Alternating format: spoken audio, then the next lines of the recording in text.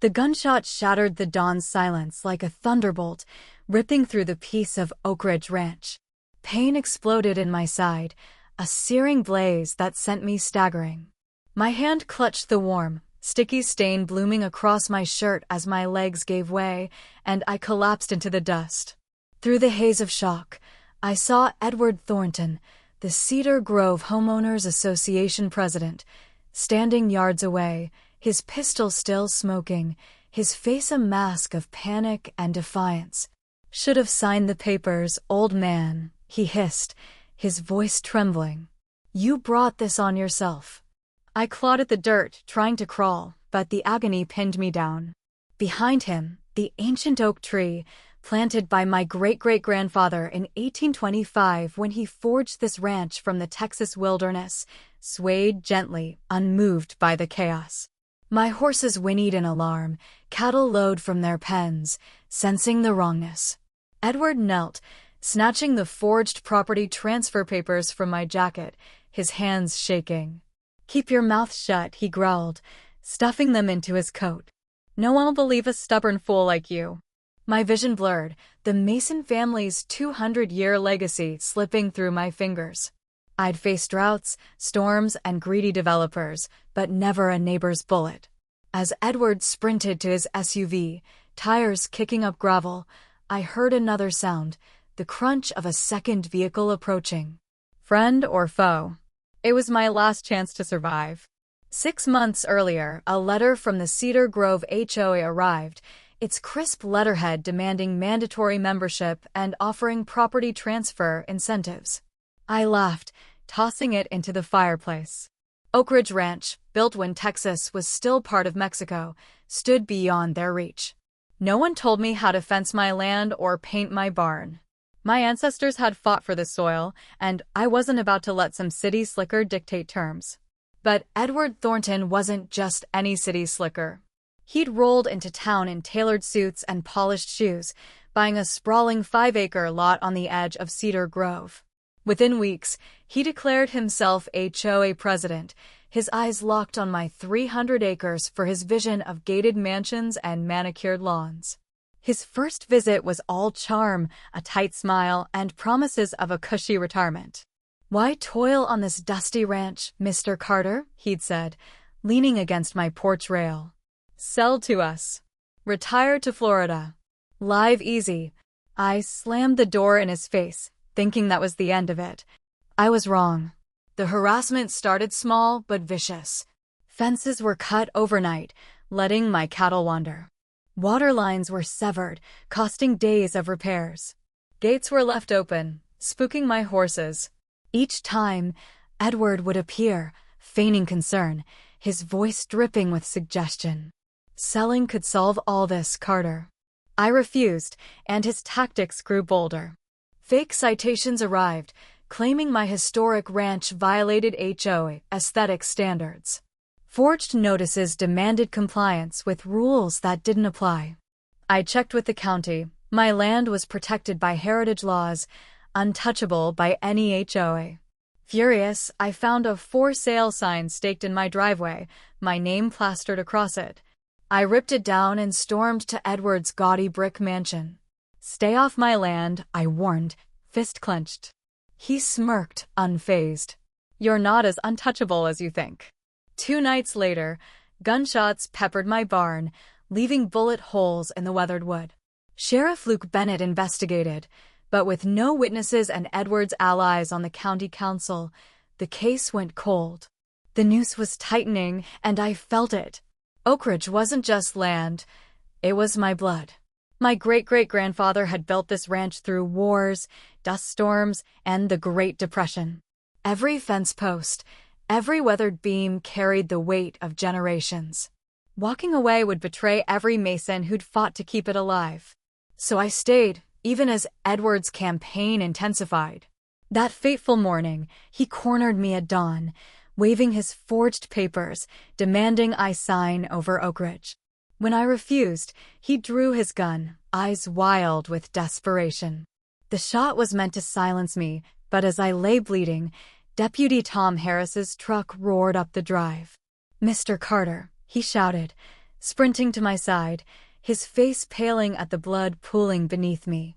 He pressed his jacket to the wound, radioing frantically. Shots fired, civilian down, Oak Ridge Ranch. Send an ambulance now. I choked out, Edward. Tom's jaw clenched. We'll get him. Stay with me. Paramedics arrived, their hands steady as they lifted me onto a stretcher. As they loaded me into the ambulance, I glimpsed Edward at the property's edge, arms crossed, watching with chilling calm. He thought he'd won. The hospital reeked of antiseptic and despair. The bullet had grazed my lung, requiring emergency surgery.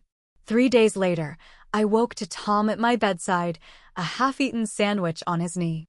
Tough as iron, he grinned, but his eyes were dark. Edward's free, claiming self-defense. He's got counsel buddies spinning his story.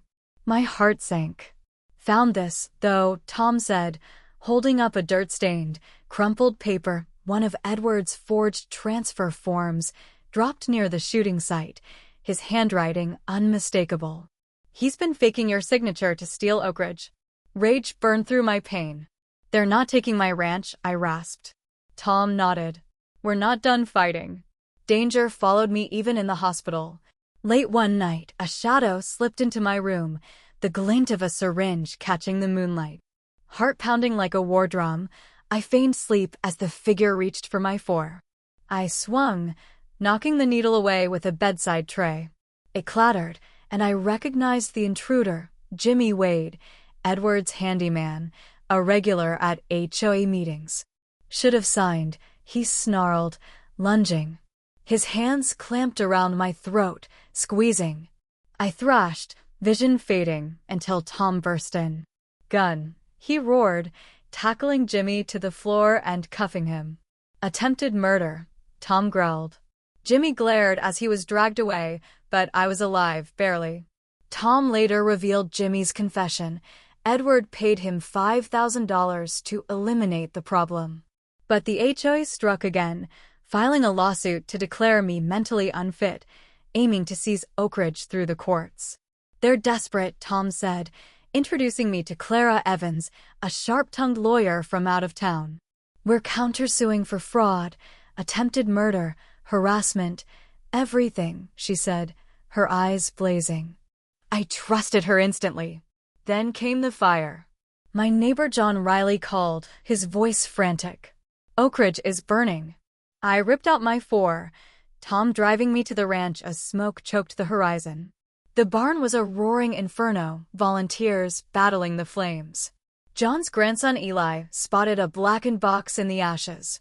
Clara yanked us back as Tom pried it open, a crude bomb, rigged to kill.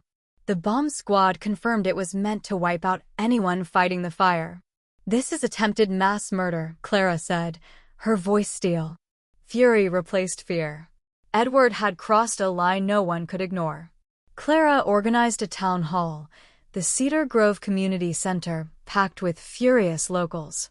She presented the evidence, forged documents, the shooting, the hospital attack, the arson, the bomb.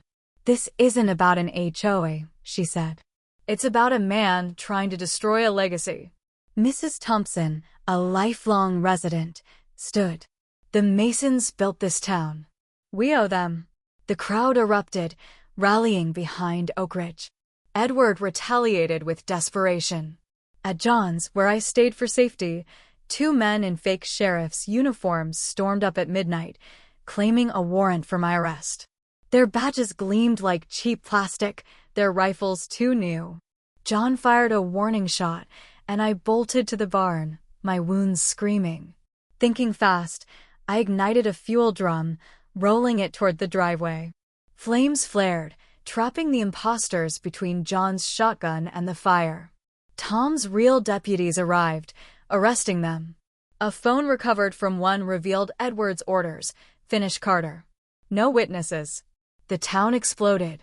News outlets swarmed, headlines screaming, HOA president linked to murder plot, arson, bombing.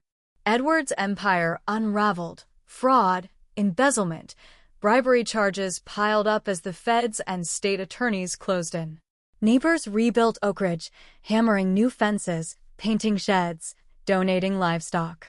A new tractor appeared, a note reading, for Oak Ridge. The community wasn't just helping, they were reclaiming their town. Peace was fleeting. A sleek sedan rolled up one evening, a suited man stepping out with a leather briefcase. "Mr. Carter, I represent Summit Development," he said smoothly. "We're offering triple market value for Oak Ridge." I didn't blink. "Not for sale." His smile tightened, and he slid a document across. "Then you're notified we're pursuing eminent domain seizure through the state." Rage boiled in my gut. After shootings, fires, and bombs, they still wouldn't stop. Tom stepped forward, hand on his holster. "Get out." The man left, but the threat lingered. Clara was already on the phone, filing injunctions. "Eminent domain for private development is illegal," she snapped. She unearthed land grants from 1820, proving Oak Ridge's historical protections. Townsfolk rallied, fundraisers, bake sales, even a concert raised legal funds. Strangers pressed crumpled bills into my hand, whispering, "We're with you." Surveyors trespassed, fake violations were filed, dead livestock was dumped at my gate, each move documented, each trick fueling Clara's federal lawsuit for illegal seizure, conspiracy, and harassment. The trial was a spectacle. The courthouse overflowed, reporters jostling outside. I took the stand, recounting every horror: Edward's threats, the shooting, the hospital attack, the fire, the bomb, the fake deputies. My voice was steady, the truth raw. John, Eli, Tom, and the bomb squad testified, dismantling the developers' lies. Their lawyers stammered, painting me as a relic blocking progress, but the jury, Cedar Grove's own, saw through it. After 4 days, they returned, guilty on all counts. The gavel slammed, awarding $7 million in damages and a permanent injunction protecting Oak Ridge forever. Tears stung my eyes as I stepped outside, the sky vast and blue. Oak Ridge was safe, sacred. That night, Cedar Grove threw a celebration. Banners waved, kids rode bikes with streamers, a cake shaped like my ranch house stood proud. Tom clinked beers with me under the stars. "You did it." "We did it," I corrected. Clara, in jeans for once, grinned. "Write a book." Surviving HOAs, bombs, and greed. Laughter felt like freedom. On Oak Ridge's porch, the oak whispered as stars blazed. A calf's cry echoed, life pulsing through the land. Oak Ridge was more than a ranch, it was a promise. The developers might try again, but I'd fight, backed by a town that stood as one. "Thank you," I whispered to the night, "for the strength, the legacy, the future." Oak Ridge would stand, because some battles are worth everything. The fight was over. Edward Thornton was convicted, his schemes exposed, his allies stripped of power. Oak Ridge Ranch remained untouched, its heritage unbreakable. The Cedar Grove community rebuilt stronger, united by a shared victory. I returned to my ranch, tending the land as my ancestors had, knowing it would endure for generations. The war was won, and Oak Ridge was home forever. This rewritten version keeps the story's essence, plot, and emotional weight intact, with a clear, triumphant ending.